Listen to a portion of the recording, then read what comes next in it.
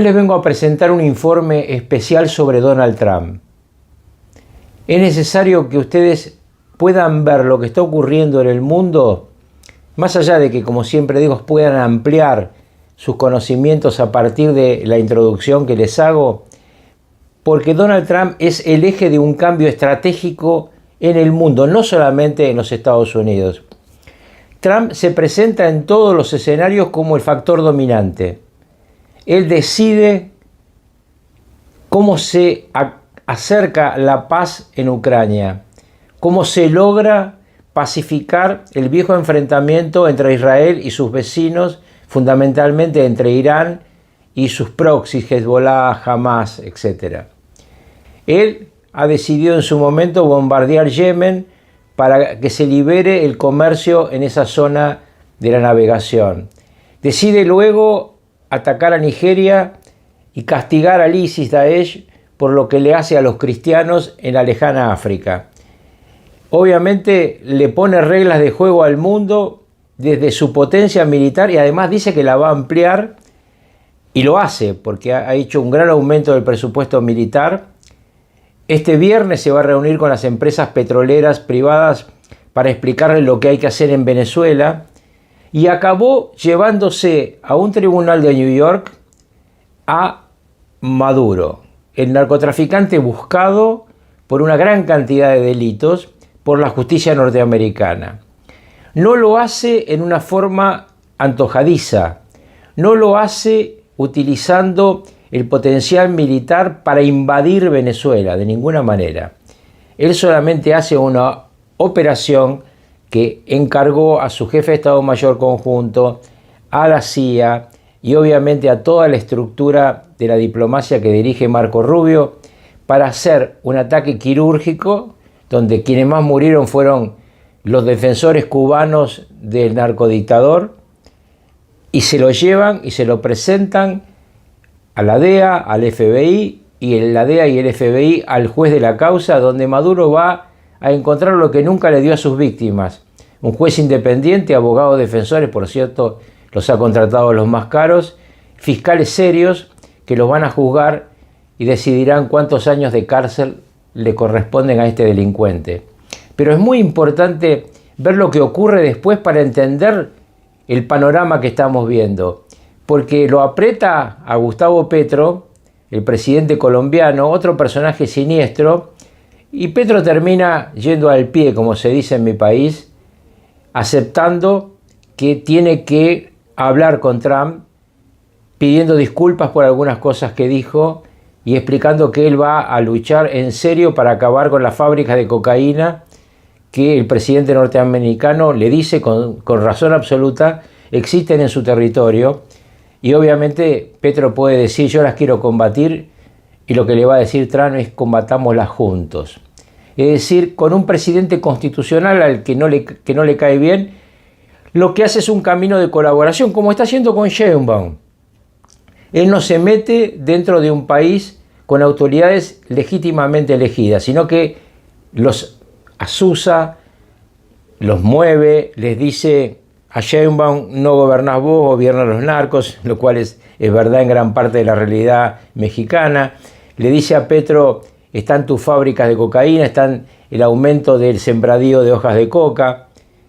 Va forzando, va logrando sus objetivos por la persuasión de la fuerza. Y él mismo lo ha confesado, dijo: busco la paz mediante la fuerza. ¿Qué está pasando específicamente en Venezuela? En Venezuela él ha conseguido lo que parecía imposible: acabar con una dictadura larguísima. Y atrás ya está amenazando que va a acabar con la más larga de América, que es Cuba. Y seguramente lo va a hacer, como también lo va a hacer con Nicaragua. Esto es, se mete con los dictadores, se mete con los delincuentes, se le mete con los narcos. No se ha metido con gobiernos constitucionales por más que los critique. Se trata de esa crítica de, como he dicho, Colombia, de México o de Brasil.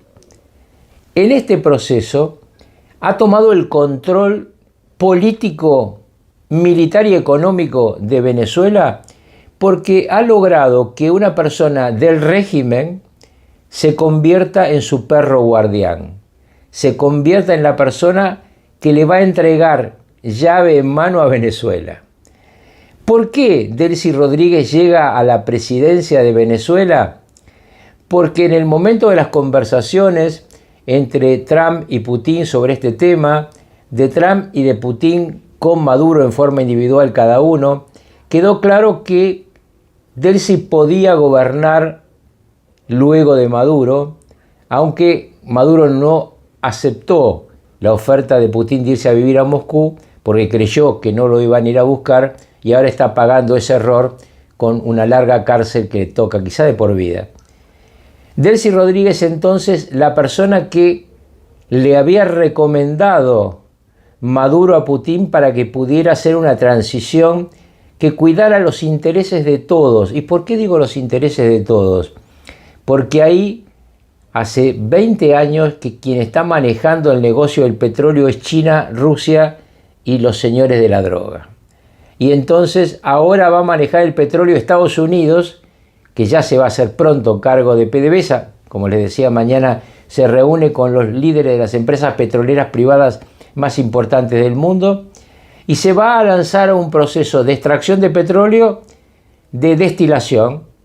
Recordemos que durante el periodo de Maduro, la producción de petróleo en Venezuela cayó un 70%. El país con más reservas de petróleo del mundo estuvo nadando su pueblo en la miseria porque el poco petróleo que sacaban lo usaban esta banda de narcos para venderlo en negro y llenarse los bolsillos mientras el pueblo estaba en el hambre o en la represión absurda de esta banda que ha torturado, ha matado y ha violado, y no lo digo yo, lo dijo con el mejor informe que he visto sobre esto Michelle Bachelet, expresidenta socialista de Chile, en el informe que hizo luego de recorrer las mazmorras de Maduro. Entonces, ahora Donald Trump se ha apoderado de Venezuela.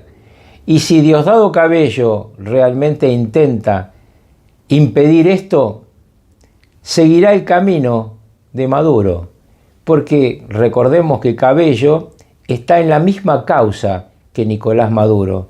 Cuando uno lee el script de la presentación del fiscal general Clinton sobre el caso del que estamos hablando, luego de Maduro y su mujer, aparece como imputado Diosdado Cabello. Obviamente, lo que quiere Estados Unidos es que Maduro hable, que su mujer hable. Puede ser que ni siquiera necesite que hable Diosdado Cabello, por lo cual lo puede extraer o lo puede matar. Todo depende si Diosdado colabora o no con la interventora en Venezuela de los Estados Unidos, que es Delcy Rodríguez. Pero mostrar esto también hace necesario explicar por qué Delcy Rodríguez y no este querido hombre que es Edmundo González Urrutia, el ganador de las elecciones, el presidente electo de Venezuela. Porque es tanto el poder militar de esta banda de delincuentes que hasta que no se hagan los pases y retiros monitoreados por la DEA y sepamos que los nuevos generales que van a conducir las regiones de Venezuela no son parte del negocio del narcotráfico, nadie puede estar seguro en Venezuela, y mucho menos un hombre bondadoso y decente como Edmundo González Urrutia, que fue embajador de su país en el mío cuando yo era ministro de Relaciones Exteriores. Lo conozco bien, es un hombre de bien, es un hombre decente, pero con la realidad militar actual de Venezuela sería una víctima en 24 o en 48 horas de un homicidio si se lo sienta en el Palacio de Miraflores. No estamos hablando de lo que en su momento ocurrió en el siglo pasado, cuando Estados Unidos sacó al dictador de Panamá y puso a Guillermo Endara, quien era el presidente electo, como lo es Edmundo González Urrutia, y aquel dictador como este habían negado la realidad del resultado electoral. En ese momento Endara tuvo rápidamente apoyo militar. Acá nunca consiguió Corina Machado, la jefa política de ese espacio, la que yo llamo la Juana de Arco del Caribe, nunca consiguió vulnerar lo que ella quería hacer, es decir, dividir al ejército. que de capitanes para abajo hubiera una rebeldía sobre su cúpula. En consecuencia, ante los colectivos chavistas, ante la estructura policial que maneja Diosdado Cabello, ante los militares que maneja Padrino López, no era posible que la transición comenzara por la democracia. La democracia es el final de esta transición. Lo explicó Marco Rubio, pero vale la pena recordarlo porque muchos utilizan esto que está ocurriendo con un mensaje ideológico, con un mensaje que parece negar lo que era ese país y hasta parece negar que alguien pudiera liberar al pueblo venezolano si no es de afuera. Fíjense que liberado desde afuera por Estados Unidos aún no pudo asumir quien tendría que asumir la presidencia de la República de Venezuela, que espero que se vuelva a llamar como tal y no esta burla de República Bolivariana. Estamos entonces a un Donald Trump que le ha ganado a todos, que le ha ganado a cada uno de sus rivales y que aún está dispuesto a enfrentar a la propia estructura de sociedad militar que tiene Estados Unidos con Europa, a la OTAN. A la OTAN le dijo públicamente: los hemos protegido del final de la Segunda Guerra Mundial. Hemos gastado miles de millones de dólares en proteger a Europa. Ustedes nunca fueron capaces de armar una estructura militar que pudiera enfrentar a Rusia. Cuando Rusia hace 4 años invadió Ucrania, fue Estados Unidos el que tuvo que poner la estructura militar de defensa. Si no, hubiera caído Zelensky. Zelensky lo sabe y por eso está buscando un acuerdo con Rusia que sea digno para Ucrania y que esté de acuerdo con los 20 puntos que plantearon Donald Trump y Marco Rubio. En definitiva, estamos ante un hombre que está marcando un momento clave de la historia del siglo XXI, poniendo a Estados Unidos otra vez en una actitud de preeminencia, llegando a acuerdos estratégicos con China y también con Rusia, buscando lo que él mismo dice, la paz mediante la fuerza, pactándole a los otros aquello que no le queda más remedio que pactar.